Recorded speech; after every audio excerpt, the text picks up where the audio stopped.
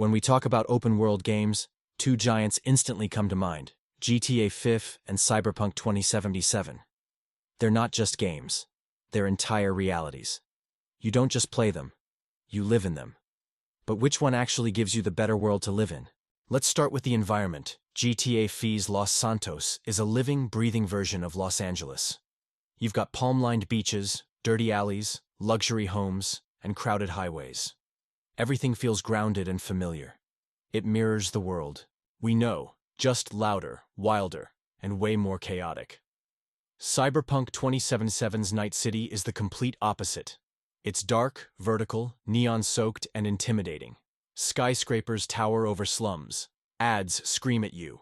The streets are packed with characters that look like they're from 50 years in the future. It's not realistic. It's radical. But that's the point. It's a warning about where we could be headed. Now let's talk about NPCs. In GTA, people feel unpredictable. Some freak out if you aim a gun, others take a swing at you. You hear them talk on the phone, curse you out, call the cops. They react. They live. Cyberpunk had a rough start. Its NPCs were lifeless at launch. But the updates helped. Now they shop, argue, interact. They're not as responsive as GTA's, but the world does feel fuller than before. Still, it's got room to grow. How about immersion? GTA pulls you in with its natural rhythm. You can spend hours driving, exploring, or just listening to the radio. The world feels relaxed but alive, like real life with extra explosions. Cyberpunk hits you with overwhelming style. You walk into a market and you're surrounded by color, chaos, and sound. You scan everyone, read messages, eavesdrop on dark corporate secrets. It's dense, intense, and way more dramatic. Vehicles?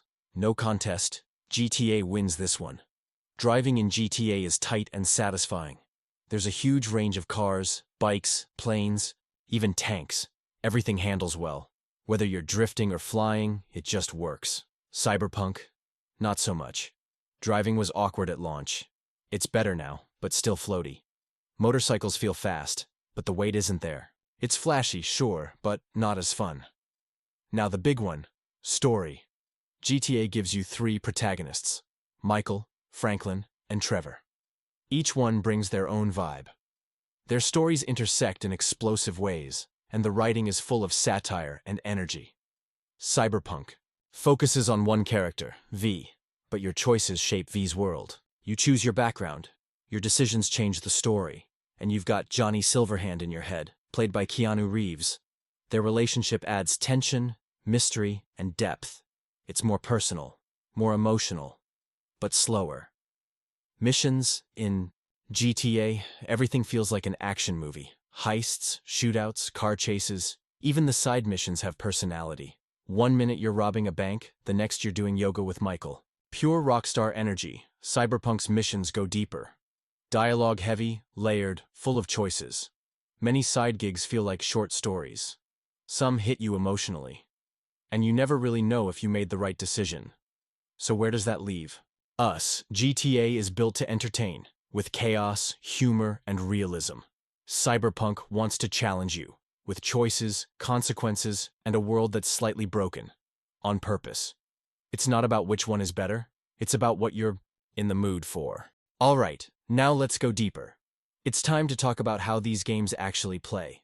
Not the story, not the vibe, the mechanics, the stuff that makes you pick up the controller and forget to eat. Let's start with combat. In GTA 5, gunplay is classic Rockstar. Simple, effective, a little floaty, but it works. The auto-aim helps, the cover system is clean, and it feels satisfying enough when chaos breaks out. Explosions, bullet impacts, car crashes, they all have that signature crunch. It's not ultra-realistic, but it's designed for fun. Melee. Combat, though? Not great. Punching feels clunky. Hand-to-hand fights are more comedic than tactical. You're mostly just swinging wildly and hoping the AI doesn't headbutt you out of nowhere. Now, Cyberpunk's combat? Way more layered. You can go loud or stay silent. Snipe from rooftops, slice with a katana, hack enemy implants to make them self-destruct. It's stylish and tactical. Gunplay feels more responsive than GTA, especially after the patches, and each weapon has weight, impact, even personality. Smart guns track enemies. Power weapons ricochet bullets.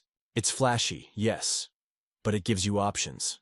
And then there's hacking, a game within the game.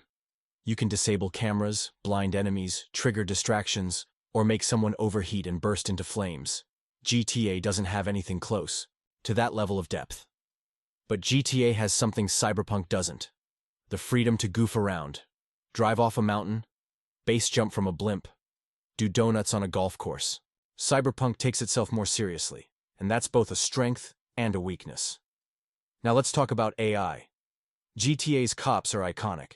Steal a car, 2 stars, kill a pedestrian, 3. Cause mayhem for long enough and the army rolls in. It's ridiculous, but it gives you that thrilling, wanted experience. The chase, the escape, the hiding. Cyberpunk's police system?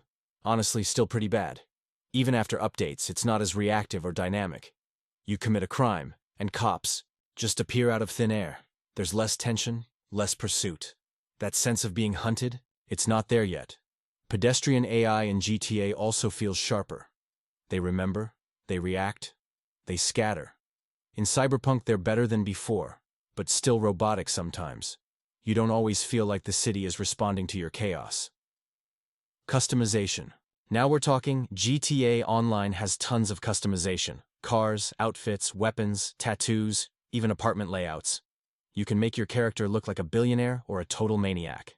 The level of personalization is insane. Cyberpunk focuses more on the RPG side. You can customize your skills, implants, and appearance, but it's more about stats than style. Your choices affect gameplay. Stealth, tech, combat, hacking. You can build your V however you want. But clothing and vehicles? Not as deep as GTA. And no barbershops, by the way. Once you choose your haircut, that's it. You're stuck with it. Now let's talk mods and updates. The stuff that keeps these games alive. GTA 5 has been out since 2013. That's over a decade, and it's still relevant. Why? Mods. From ultra-realistic graphics to Iron Man suits, zombie apocalypses, entire new cities. The modding community is endless. Rockstar didn't officially support it much, but the fans kept it alive anyway. Cyberpunk, on the other hand, was saved because of updates. The 2.0 patch, Phantom Liberty, the reworked skill trees, CD Projekt Red listened. They took a broken game and turned it into something actually impressive. And yes, mods are coming too. They're not as massive as GTA's yet, but they're growing. Let's not forget next-gen performance. GTA 5 runs great on PS5, Series X, and high-end PCs. But it shows its age. The world is huge, but textures and lighting can look dated now, especially if you're used to modern engines. Cyberpunk? On next-gen, it shines. Ray tracing, dense crowds, insane lighting effects. It looks like a game from the future.